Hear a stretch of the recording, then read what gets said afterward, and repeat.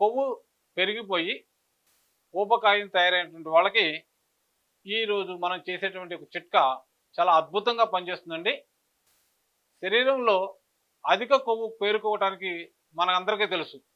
అధిక ఆహారం, కొవ్వు పదార్థాలు ఎక్కువ తీసుకోవటం, ఫాస్ట్ ఫుడ్ లాంటివి తినటం, నెయ్యి, నూనె పదార్థాలతో కూడినటువంటి ఆహారం ఎక్కువ తీసుకోవటం, దానికి తోడు ఒక టైం అనేది లేకుండా ఆహారం తీసుకోవటం, వీటి వల్ల శరీరంలో కొవ్వు పెరిగిపోతుంది. ఇట్లా పెరుగుతున్న కొవ్వుకి మనం శారీరక శ్రమ కూడా బాగా తగ్గిపోతుంది. శారీరక శ్రమ ఎప్పుడైతే తగ్గుతుందో ఎనర్జీ ఖర్చు కావటం లేదు, ఖర్చు కాని ఎనర్జీ కొవ్వుగా మారిపోతుంది. అది ఒబిసిటీకి కారణమవుతూ ఉంది.